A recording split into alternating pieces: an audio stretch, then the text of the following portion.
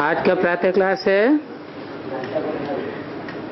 6 जनवरी 1969।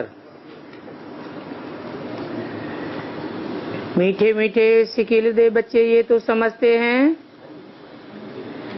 इस पुरानी दुनिया में हम अब थोड़े दिन के मुसाफिर हैं और दुनिया के मनुष्य तो समझते हैं अर्जुन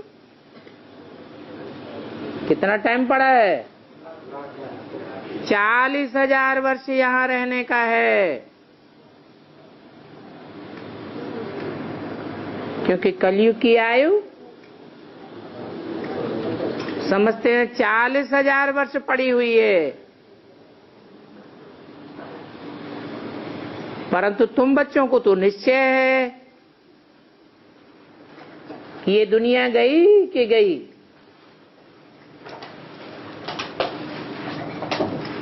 ये बातें भूलो नहीं।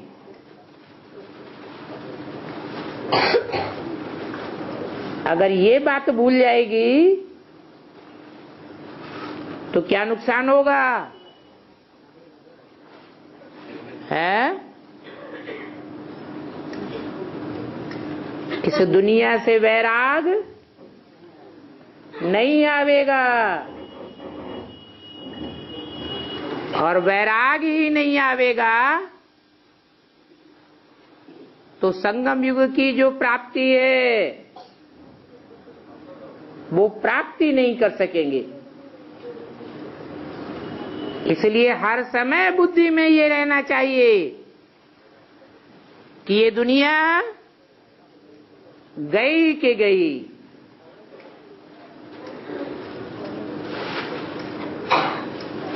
सतयुग की प्रारब्ध है ज्ञान, ज्ञान की वहां प्रारब्ध मिलती है।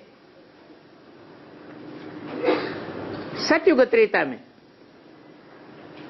द्वापर कलयुग में प्रारब्ध मिलती है भक्ति की।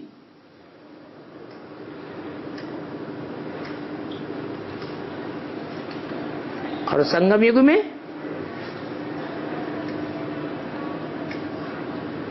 ज्ञान भक्ति और क्या रह गया? वैराग। न सतयुग त्रेता में वैराग की बात है, न द्वापर कलयुग में वैराग की बात है। क्योंकि दुनिया में जितने भी धर्म पिताएं आए हैं और धर्मों से कनेक्टेड, वो इस दुनिया से राग बढ़ाते हैं कि वैराग दिलाते हैं। इस दुनिया से प्यार दिलाते हैं, रागी बनाते हैं।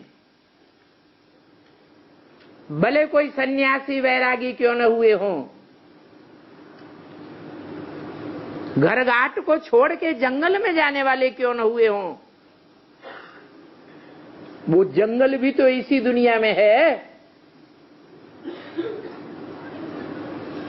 इस दुनिया से बुद्धियों को तोड़ करके परम धामवासी बुद्धि तो कोई की नहीं बनती। क्यों नहीं बनती?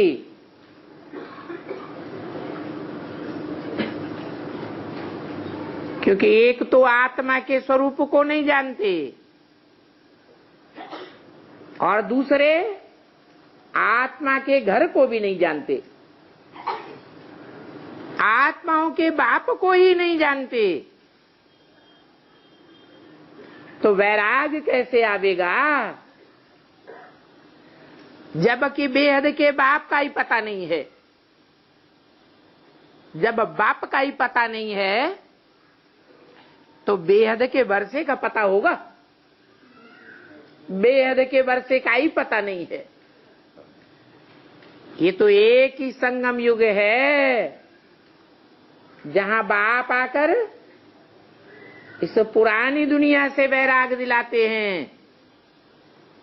कहते हैं मैं तुम्हें नई दुनिया का बेहद का वर्षा देने आया हूं।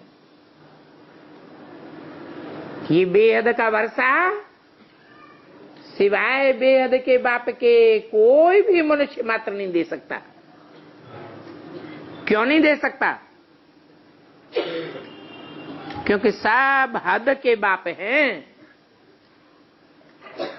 बल क्राइस्ट 200 करोड़ से ज्यादा क्रिश्चियंस का बाप है, फिर भी हद का बाप है या बेहद का बाप है? उसे भी हद का बाप कहेंगे। 200 करोड़ के बाद हद समाप्त हो जाती है। इस दुनिया की तो टोटल आबादी ही 500-700 करोड़ है, उसको कहेंगे बेहद। तो बेहद का बाप आया हुआ है 500-700 करोड़ मनुष्य आत्माओं को पक्का पक्का बेहद का वैराग दिलाने के लिए।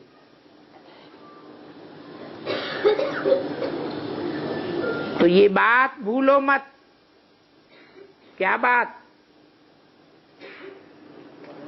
अरे सारी कथा सुना दी, याद ही नहीं रहा कुछ।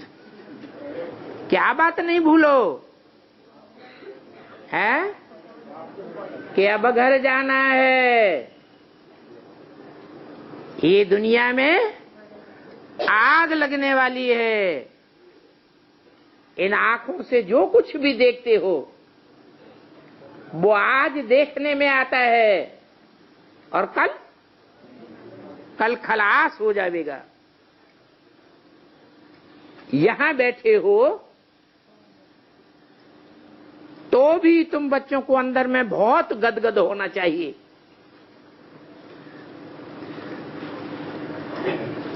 क्योंकि जानते हो हमारी आत्मा तो अविनाशी है।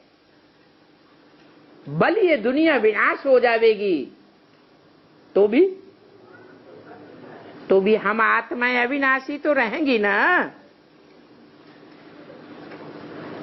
इस पुरानी दुनिया में नहीं रहेंगी तो कहां रहेंगी? है अविनाशी आत्माएं कहां रहेंगी? है अविनाशी आत्माएं नई दुनिया में रहेंगी। अविनाशी आत्मा माना क्या?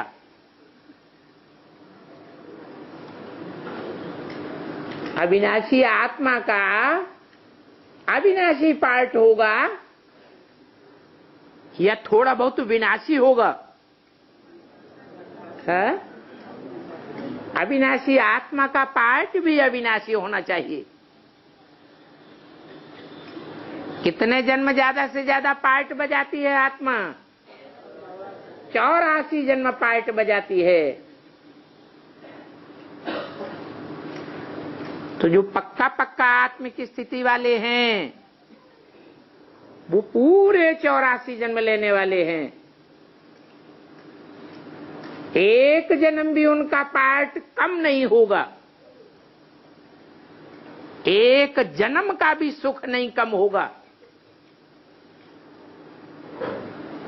ऊंचे ऊंचे और नई से नई दुनिया का सुख भोगेंगे। ये भी बुद्धि में है कि हम आत्मा ने 84 जन्म पूरे किए हैं। निश्चय है यह कभी संशय आता है? निश्चय है कि हम पक्का पक्का अविनाशी आत्मा हैं। 2-4 जन्म अगर पार्ट कम हो गया तो आत्मा के पार्ट का विनाश हुआ ना। अविनाशी पार्ट बजाने वाले कहे जाएंगे नहीं। अभी हमको तो निश्चय है कि अभी बाप आया है हमको ले जाने के लिए। पुरानी दुनिया जब पूरी होती है तब ही बाप आते हैं नई दुनिया बनाने के लिए। दुनिया को इस बात का निश्चय नहीं है। क्यों? क्यों नहीं है? क्योंकि वो तो शास्त्रों पर निश्चयवान है। शास्त्रों में लिखा है कि हर युग में भगवान बाप आते हैं। ऐसे कैसे हो सकता कि एक ही बार कल्प में आवे? परंतु बाप कहते हैं मुझे घड़ी घड़ी इस दुनिया में आने की दरकार नहीं है। लौकिक बाप होते हैं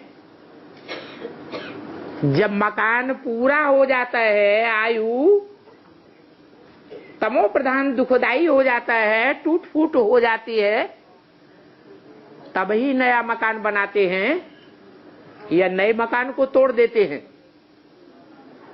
है? पुराना मकान हो जाता है तब ही तोड़ते हैं। तो ये भी सृष्टि रूपी मकान है। इस सृष्टि रूपी मकान का जब तामसी स्टेज का पार्ट होता है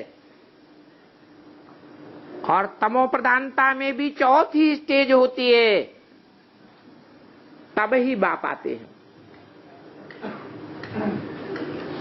सतो प्रधान नई दुनिया बनाने के लिए तो नई दुनिया से पुरानी, फिर पुरानी से नई,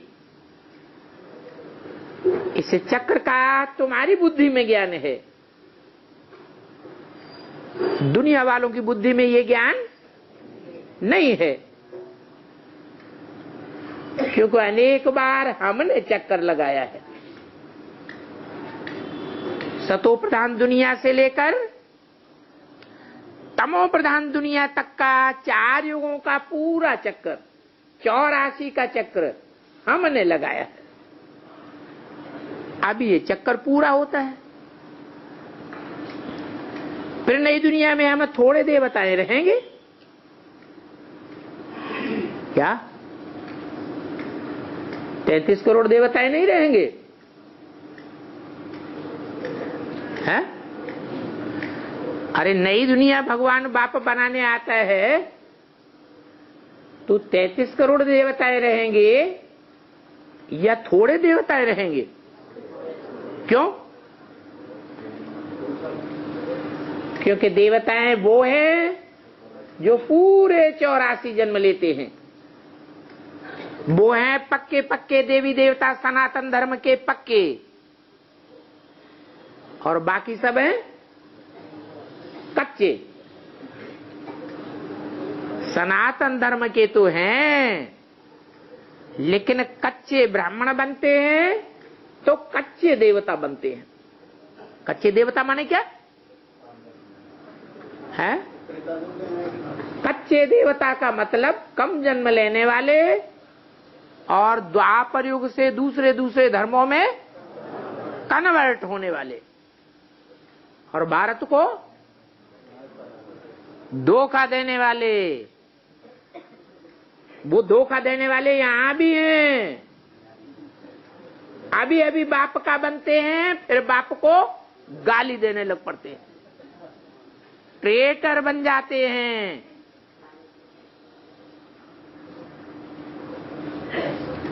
ट्रेटर ही नहीं बनते, ऐसे ऐसे काम करते हैं कि बाप की ही ऐसी तैसी कर दे दुनिया वालों के सामने। मनुष्य नहीं समझेंगे इन बातों को। नई दुनिया में देवताएं होंगे, मनुष्य नहीं होंगे। अभी हम तो मनुष्य से देवता बनते हैं। तो तुमको ये पक्का निश्चय है, बाकी सारा मदार कर्मों पर है।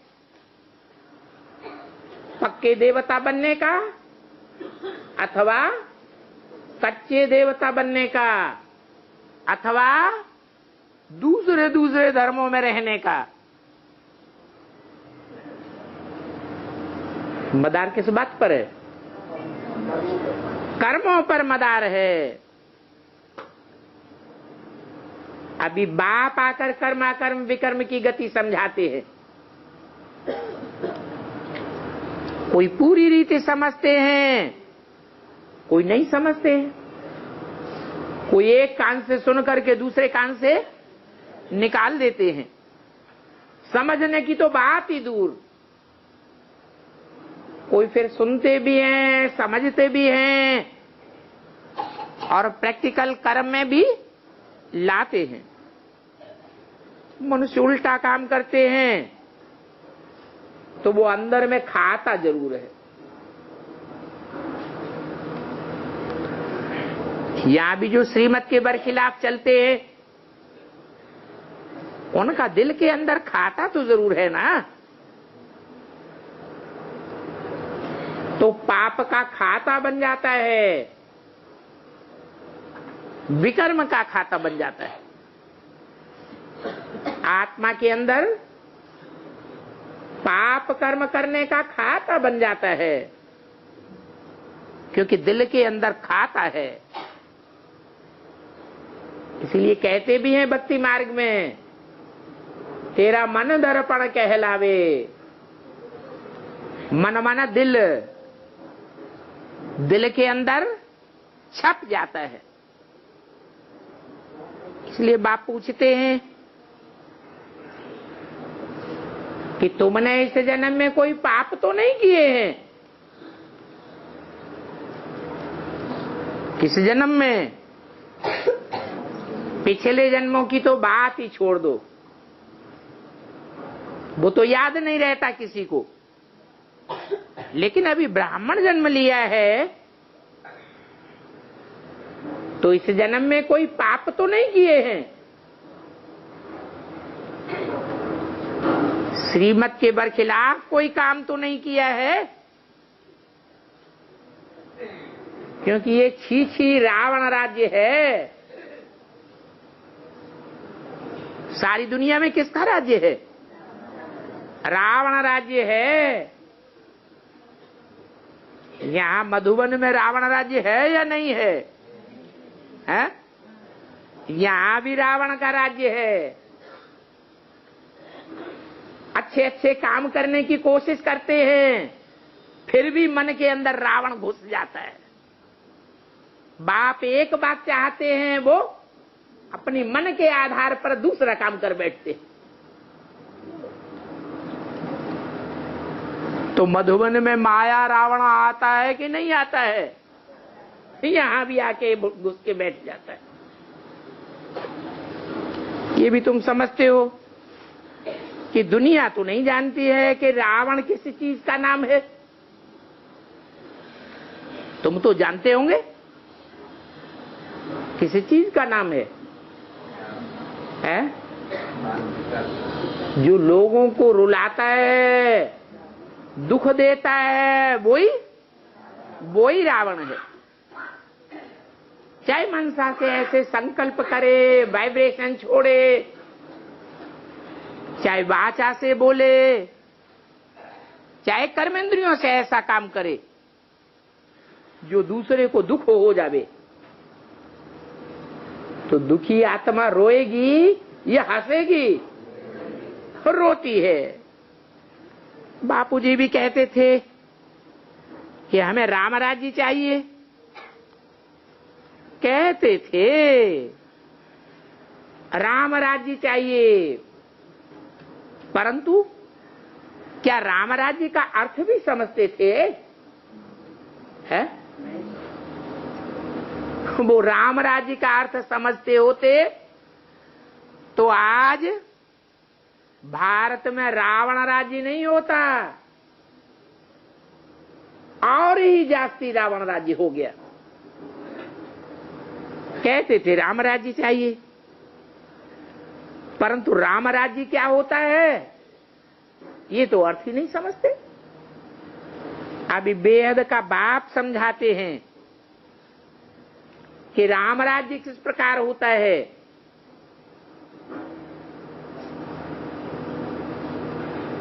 किस प्रकार होता है? एक ही मत पर चलने से राम राज्य होता है। और एक भी XYZ कोई भी चाहिए, कोई एक उठा लो, इनकी मत पर चलेंगे तो राम राज्य हो जाएगा, हो जाएगा। फिर एक माने कौन है? हैं? अरे नाम ही क्या दिया, राम राज्य। माना वो राम बाप की आत्मा कौन सी है, ये भी बुद्धि में बैठना चाहिए। बाप है, सारी मनुष्य सृष्टि का बाप है, तो बाप को तो चिंता होगी ना कि सारी मनुष्य सृष्टि सुखी हो जाए, दुखी दुनिया सुखी हो जाए। मनुष्य सृष्टि रूपी मकान को नया बच्चे बनावेंगे या बाप बनावेगा? है बाप बनावेगा। ये तो राम राज्य की दुनिया नहीं है, ये तो धुंधकारियों की दुनिया है। ये क्या होता है? धुंध क्या होता है? धुंध माने धूल। जैसे बहुत ट्रैफिक होता है ना कच्ची सड़कों के ऊपर, तो क्या उड़ती है? बहुत धूल उड़ती है। जैसे कोहरा छा जाता है तो कुछ दिखाई पड़ेगा? है कुछ दिखाई नहीं पड़ता। धुंध माने धूल। धूल में क्या होता है? अरे धूल में मिट्टी ही मिट्टी। ये देह अभिमान क्या है? मिट्टी है। ये दुनिया किसकी है? धूल पैदा करने वालों की दुनिया है, धुंधकारियों की दुनिया है। धूल पैदा करते हैं। बाप आकर देवान को खलास करने का रास्ता बताते हैं। उनका क्या उपक्रम रहता है? क्या उपक्रम रहता है कि हम कैसे देवभान को बढ़ावें, कैसे देवभान को कायम रखें। अभी बेहद का बाप तुम बच्चों को वर्षा दे रहे हैं,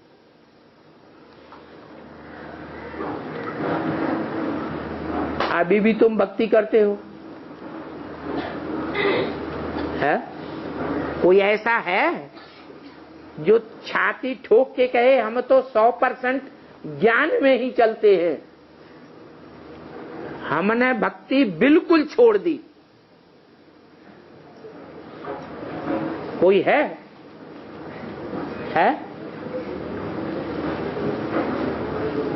कोई नहीं। अरे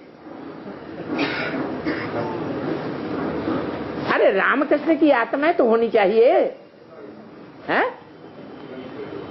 वो हैं या नहीं?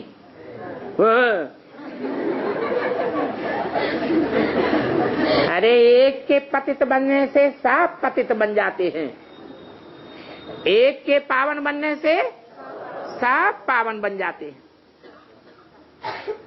तो वो पहला पत्ता पावन बन गया, पहला पत्ता ही पावन नहीं बना तो बीज बाप अपने को कैसे पावन बना के सामने खड़ा कर देगा? बाप का लगाव किसमें होता है? बच्चे में लगाव होता है। बाप बच्चे को आगे करेंगे या खुद आगे हो जाएंगे? जरूर बच्चे को आगे करेंगे। बाप आते ही हैं बच्चों को आप समान बनाने के लिए। तो अभी तुम सब भक्ति करते हो, नंबरवार पुरुषार्थ अनुसार। श्रीमत के बरखिलाफ चले, माना क्या हुआ? भक्ति हुई। अंधेरा हुआ, भटकना शुरू हो जाता है। माया बुद्धि पे सवार हो जाती है। भक्ति के अंधियारी रात में फिर तुम माया के धक्के खाते हो। तुमको माया धक्के खिलाती रहती है। क्या धक्के खिलाती है? क्या धक्के खिलाती है? अरे बुद्धि को एक ठिकाना मिलता है या 24 घंटे में बुद्धि का ठिकाना बदलता रहता है? बदलता रहता है। इसका मतलब माया हमको ठोकरें अभी भी खिलाती है। ऐसे तो तुम बच्चों को अभी बाप का हाथ मिला है। कौन सा हाथ मिला है? श्रीमत रूपी हाथ मिला है। बाप के सहारे के बिगर तुम इसे विषय वैतरणी नदी कहो, विषय सागर कहो, इससे पार नहीं जा सकते। बाप के सहारे के बगैर तुम इसमें गोते खाते ही रहते हो। ये गुरु गोसाई आदि सभी गोता ही खिलाते रहते। तो आधा कल्प चलती है भक्ति। ज्ञान मिलने से तुम नई दुनिया सत्युग में चले जाते हो। अभी तुम बच्चों को ये निश्चय है, हम बाबा को याद करते करते एक दिन पवित्र बन ही जाएंगे, फिर पवित्र राज्य में आवेंगे। ये ज्ञान भी अभी तुमको पुरुषोत्तम संगम युग पर ही मिलता है। ये पुरुषोत्तम संगम युग है, जबकि तुम छीछी से गुलगुल कांटों से फूल बनते हो। कौन सा युग है? साधारण संगम नहीं। कैसा संगम? पुरुषोत्तम संगम युग। ऐसे साधारण संगम तो हर दो युग के बीच में होता रहा। सतयुग त्रेता का भी संगम होता है, त्रेता द्वापर का भी संगम हुआ, द्वापर कलयुग का भी संगम होता है। ये सब साधारण संगम है, क्योंकि उन युगों में हमें पुरुषों में उत्तम से उत्तम पार्टधारी, हीरो पार्टधारी कौन है ये पता है? चलता है? नहीं चलता है। और यहाँ पुरुषोत्तम संगम युग में तुम्हें पता पड़ जाता है। तो कब से पता पड़ जाता है?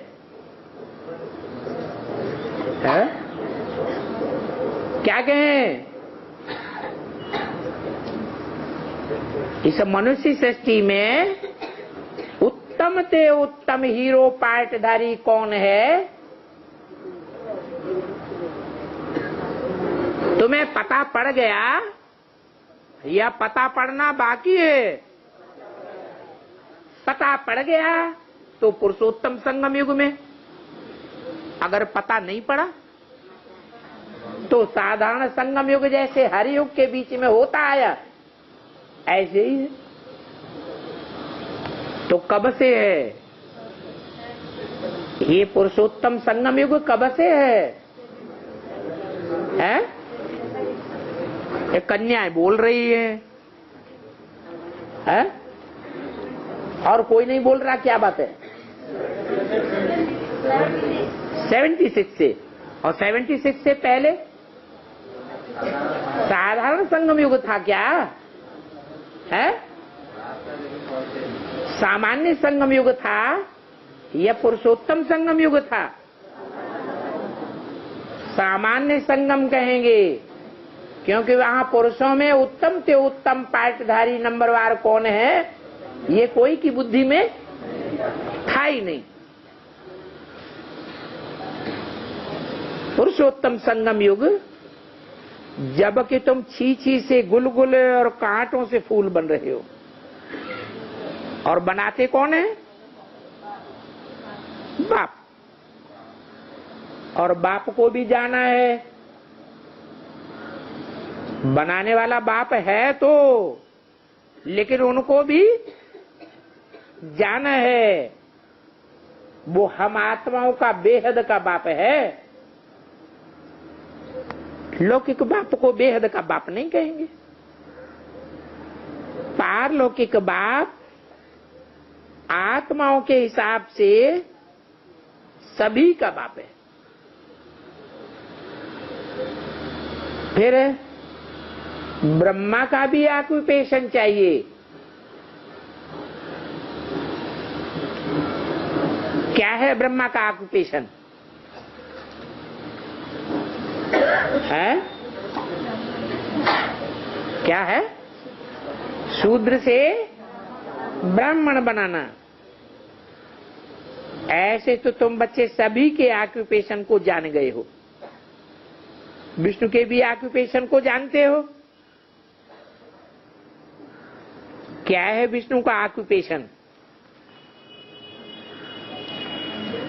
है प्रैक्टिकल में ऐसे ब्राह्मणों के संगठन की पालना करना जो संपूर्ण ब्राह्मण सो देवता कहे जाते हैं। अभी देखो ये ज्ञान का सूत कितना मुझा हुआ है।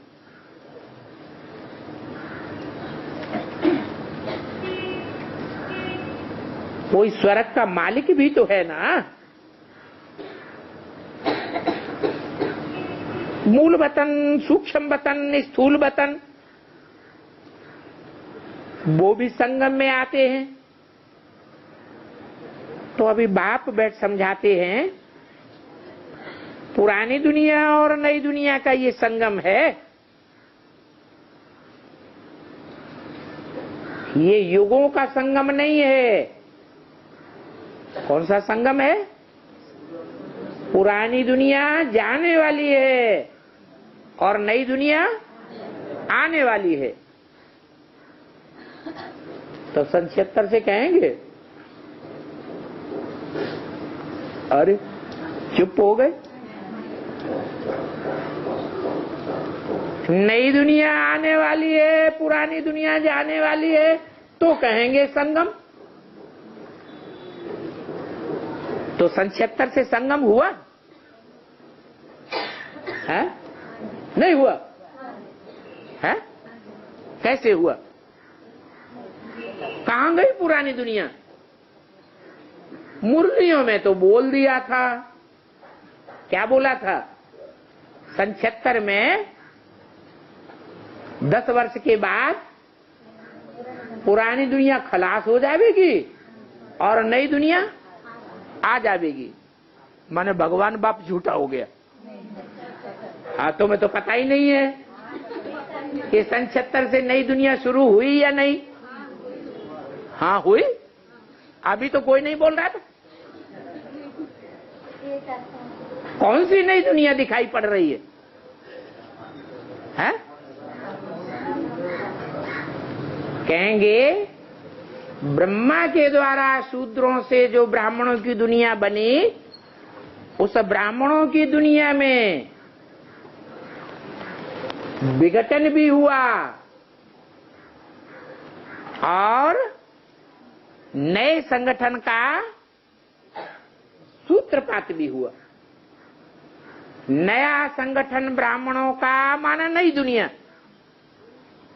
और पुराना संगठन माना पुरानी दुनिया। कौन सा पुराना संगठन? कौन सा नया संगठन?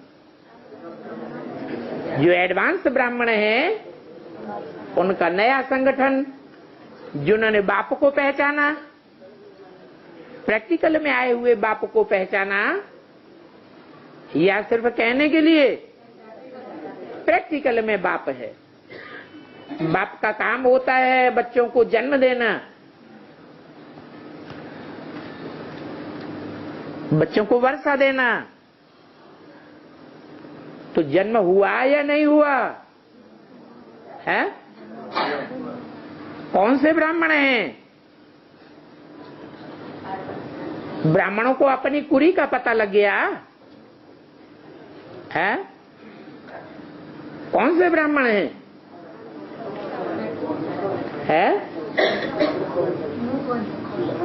हाँ, मुखवंशावली तो हैं, वो तो कोई न कोई मुख से पैदा हुए ही है, चाहे ब्रह्मा मुख से पैदा हुए हो, चाहे प्रजापिता ब्रह्मा मुख से पैदा हुए हो, चाहे ब्रह्मा कुमार कुमारियों के मुख से पैदा हुए हो, हैं तो ब्रह्मा कुमार। परंतु कौन सी कुरी के ब्रह्मा कुमार हैं, कौन सी कुरी के ब्राह्मण हैं, ये पक्का है नहीं? कोई बोलता नहीं। कौन सी कुरी के हैं? एक आदमी दो बोलते माने एक दो है सूर्यवंशी, और बाकी सब सोच रहे हैं कौन सी कुरी का बनना अच्छा है।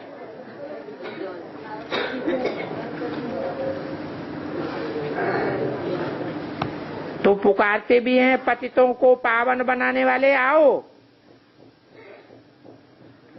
इसलिए पुकारते हैं, इसलिए नहीं पुकारते हैं कि आओ और ज्ञान सुना के चले जाओ, ब्रह्मा के तन में आओ और जाओ, इसलिए बुलाते हैं? नहीं, किस लिए बुलाते हैं? पतितों को पावन बनाने के लिए आओ और पावन बना के ले जाओ।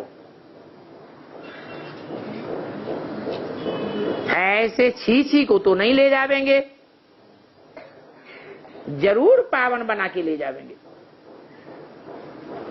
और सारी दुनिया को ले जावेंगे या कोई कोई को ले जावेंगे? है, सारी दुनिया पतित है और सबको पतित से पावन बनाकर ले जावेंगे। पुकारते भी अभी हैं, पावन दुनिया नई दुनिया और पतित दुनिया पुरानी दुनिया। ये भी जानते हो वेद के बाप का भी पार्ट है, पार्ट साकार शरीर के द्वारा होता है या आकारी और निराकारी के द्वारा होता है? पार्ट तो जरूर साकार शरीर से होता है। बाप का साकार पार्ट चाहिए, और साकार पार्ट होगा तो भक्ति मार्ग में उसकी यादगार भी होगी या नहीं होगी? है? क्या यादगार है? अरे क्या यादगार है? अरे लो, शास्त्री सारे भूल गए, पूरे ज्ञानी हो गए अब तो। है? अरे शास्त्रों में प्रजापति की यादगार है, वो भी है, वो तामसी रूप की भी यादगार है, जिसको आखिरी में बकरे का मुख दिखाया जाता है। और फिर सात्विक पार्ट की भी यादगार है, जो निराकारी स्टेज में दिखाया जाता है। कौन सी यादगार है?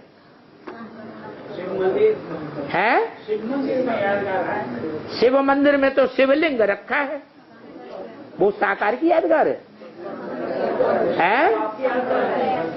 वो तो निराकारी स्टेज की यादगार है।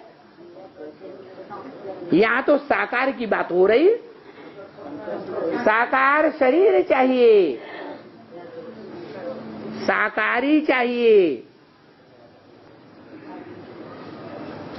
तो क्या यादगार? अरे शास्त्रों में यादगार है ना, तुम आदि देव है, पुरुष है, पुराण है। फिर वो सबका बाप है, जगत पिता है, क्रिएटर है, माना सारी मनुष्य सृष्टि का क्रिएट करने वाला है। रचयिता है, वो सबका रचयिता है, उसका रचयिता कोई भी नहीं। वो सबका बाप है, उसका बाप कोई भी नहीं, और वो डायरेक्टर भी है।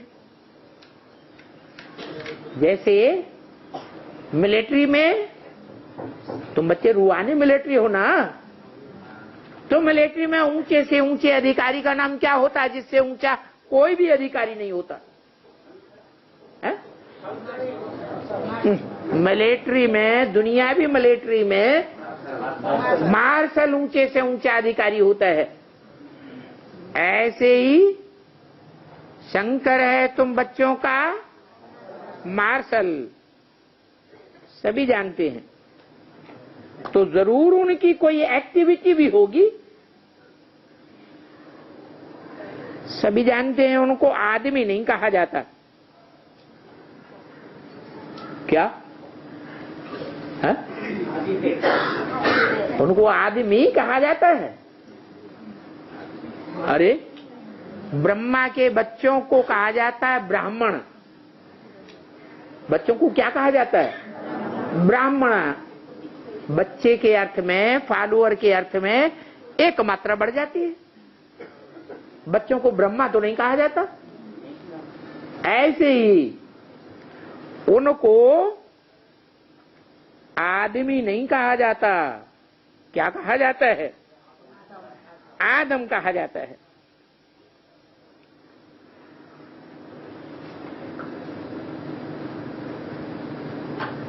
उनको तो अपना शरीर भी नहीं है। किनको है? जो आदम में आते हैं उनको अपना शरीर नहीं है। बाकी सभी मनुष्यों को या तो मनुष्य कहेंगे या देवता कहेंगे। शिव बाबा को न देवता कहेंगे और न मनुष्य कह सकते हैं। क्यों? मनुष्य किसको कहा जाता है? मनन चिंतन मंथन करे तो मनुष्य। बिना मनन चिंतन मंथन करने के रह न सके तो मनुष्य। अगर मनन चिंतन मंथन नहीं करता तो क्या कहा जाता है? जानवर कहा जाता है, कीड़ा मकोड़ा कहा जाता है। मनन चिंतन मंथन न करे तो देवता भी कहा जाता है। देवताएं मनन चिंतन मंथन करते हैं क्या? नहीं। हाँ, आत्मा का मनन चिंतन मंथन रहता है या नहीं रहता है? आत्म की स्थिति में तो रहते हैं। उनको देवता कहा जाता है। देवता क्यों नाम है? लेने की किसी से इच्छा, सुख लेने की इच्छा नहीं करते। क्या करते हैं? सुख देने की इच्छा करते हैं।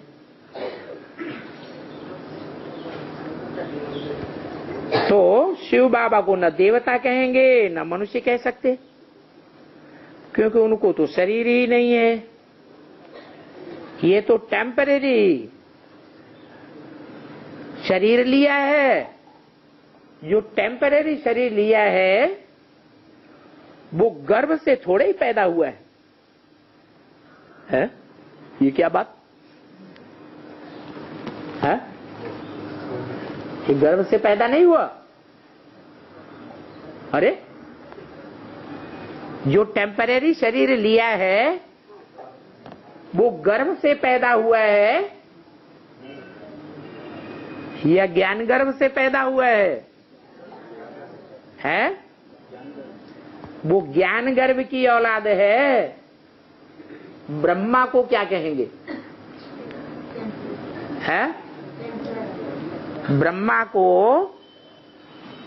ज्ञान गर्भ की औलाद कहेंगे या शरीर गर्भ की औलाद कहेंगे? ज्ञान गर्भ की औलाद है। बाप का ज्ञान है? उनको तो बाप का ज्ञान है ही नहीं। और इनको इनको तो बाप का ज्ञान है। इनको ज्ञान देने वाला कोई है साकार में? इनको ज्ञान देने वाला साकार में कोई भी मनुष्य मात्र नहीं है जो गर्भ से पैदा हुआ हो। ये है सबका बाप। तो 500-700 करोड़ मनुष्य ब्राह्मण बनेंगे या नहीं बनेंगे? बनेंगे।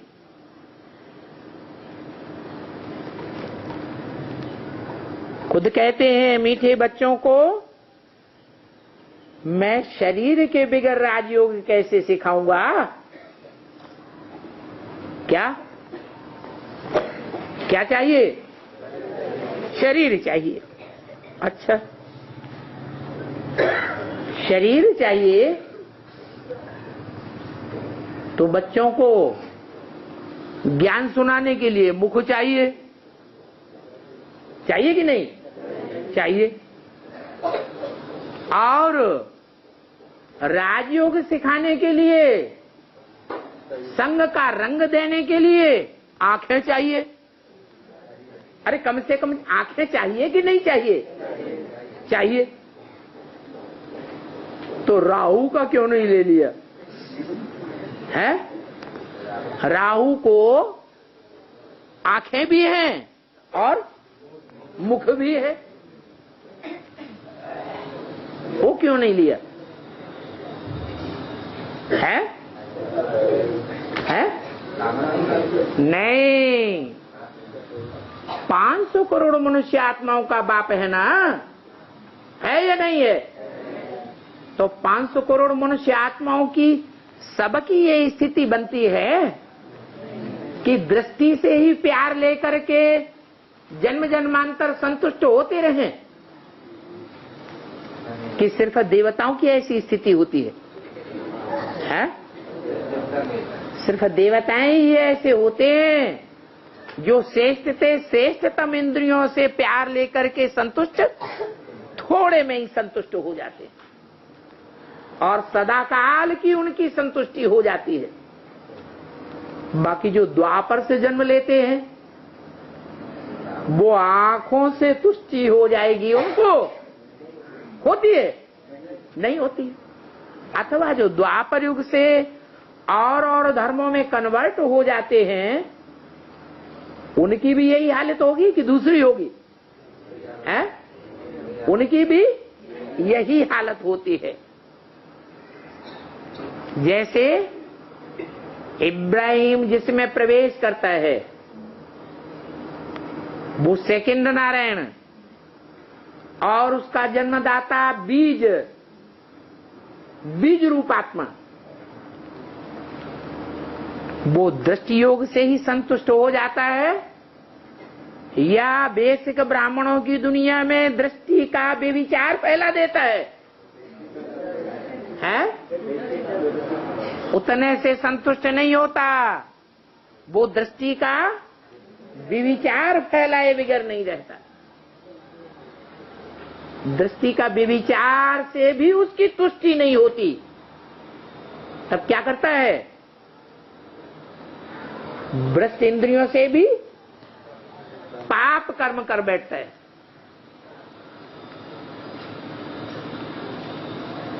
तो इससे साबित क्या हुआ कि बाप को सिर्फ ज्ञानेंद्रियों वाला ही शरीर चाहिए है या पूरा ही शरीर चाहिए? है? पूरा ही शरीर चाहिए। 9 इंद्रियां होती हैं। कितनी? 9 इंद्रियां, 9 द्वार होते हैं। 9 चाहिए या थोड़े से काम चल जाएगा? है? नहीं, पूरा शरीर संपूर्ण इंद्रियों वाला चाहिए, तब ही सृष्टि प्रक्रिया सतयुग के आदि से लेकर के अंत तक चलेगी।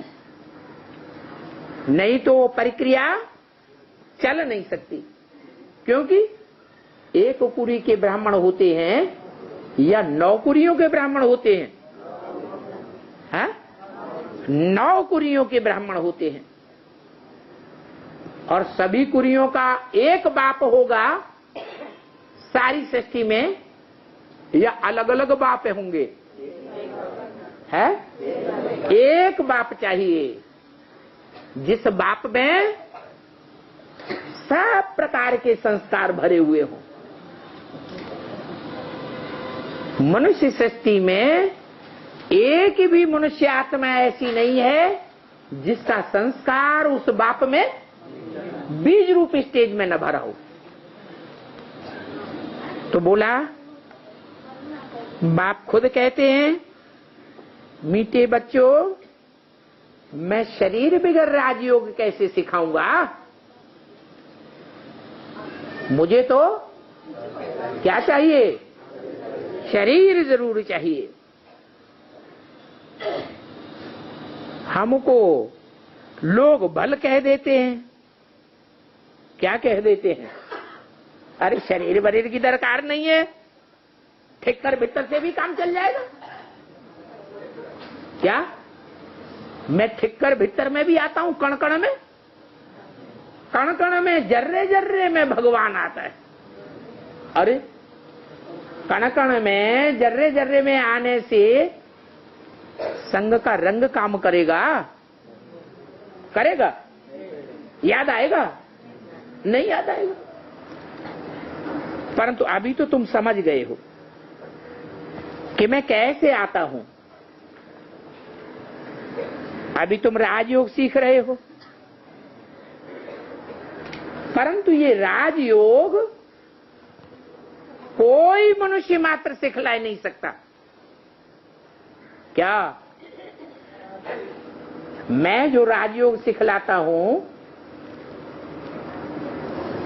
बल ज्ञानेंद्रियों से सिखलाता हूं या कर्मेंद्रियों से भी सिखलाता हूं, पूरा शरीर मुझे चाहिए। अर्पण करते हैं, जब समर्पण होता है तो पूरा शरीर अर्पण करते हैं या आधा शरीर अर्पण करते हैं? आधा नहीं अर्पण करते हैं, पूरा तन अर्पण चाहिए। ऐसे नहीं कि आधी इंद्रियां अर्पण कर दी, आधी इंद्रियां अर्पण नहीं करना। वो हमें 63 जन्म के 83 जन्म के साथ ही अर्पण करना है और संबंध जोड़ना है। तो ऐसे चलेगा? चलेगा? ये तो भगवान के साथ धोखा देना हो गया कि भगवान बाप सर्व संबंधों की रचना हमको देने वाला है। नहीं, बाप कहते हैं तुम बात समझ गए हो कि मैं कैसे आता हूं, क्योंकि तुम बच्चे ही राजयोग सीखते हो। इस राजयोग को एक भी मनुष्य मात्र नहीं सिखला सकता। क्यों? क्यों नहीं सिखला सकता है? इसलिए नहीं सिखला सकता कि एक भी मनुष्य मात्र ऐसी स्टेज को पकड़ता ही नहीं। कैसी स्टेज? जो कोई पाप कर्म कर्मेंद्रियों से या ज्ञानेंद्रियों से न बने। एक बाप ही है जो शरीर में प्रवेश करते हुए भी, ज्ञानेंद्रियों व कर्मेंद्रियों से कर्म करते हुए भी उसको संग का रंग नहीं लगता।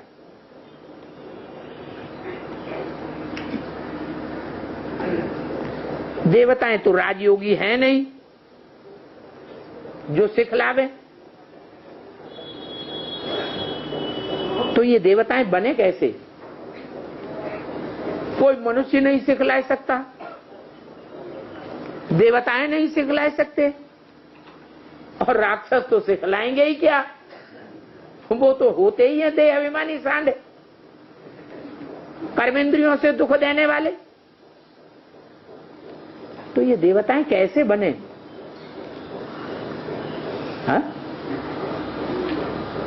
अरे बने कि नहीं बने? कोई तौर तरीका है? ये देवताएं कैसे बने और कितने देवताएं बनते हैं? 33 करोड़ देवताएं बनते हैं सतयुग आदि से लेकर के कलयुग अंत तक। ये कैसे बने? 9 कुरियों के ब्राह्मण। जरूर पुरुषोत्तम संगम युग पर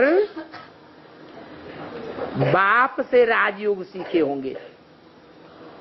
क्या? कैसे बने? जरूर बाप से राजयोग सीखे होंगे। अभी तुम बच्चों को अथाह खुशी होनी चाहिए। क्यों? क्यों अथाह खुशी होनी चाहिए? क्योंकि वो बाप हम बच्चों के संसर्ग, संपर्क और संबंध में आया हुआ है। दुनिया तो इस बात से महरूम है। ये बात सुमिरन करने से हमारी बुद्धि में आ जाता है कि हमने ही 84 चक्र का पूरा किया है। हमारे अलावा और दूसरे कुरियों के ब्राह्मणों ने 84 का चक्र पूरा नहीं किया है। तुम शिव के 84 जन्म नहीं बतावेंगे। क्या कहा है? शिव बाबा के बता सकते हैं या शिव के बतावेंगे? शिव बाबा तो इस सृष्टि पर सदा कायम है, शिव बाप तो इस सृष्टि पर सदा कायम नहीं रहता। ये भी जानते हो कि श्री कृष्ण ही गोरा था, फिर श्री कृष्ण ही सांवरा बना। कौन सा श्री कृष्ण है? कौन सा श्री कृष्ण 100% गोरा था? सतयुग आदि में जन्म लेने वाला या शास्त्रों में जिसका गायन है संगम युगी श्री कृष्ण संपूर्ण गोरा 100%, सो संपूर्ण काला बनता है कलयुग के अंत में। वो सूर्यवंशी, चंद्रवंशी, वैश्यवंशी, शूद्रवंशी बनता। आप भी ब्राह्मण कुल में है। ये बातें दुनिया में और कोई भी कोई बुद्धि में नहीं है। और तुम्हारे में भी नंबरवार पुरुषार्थ अनुसार हैं जिनकी बुद्धि में ये बातें बैठती हैं। अच्छा, ओम शांति।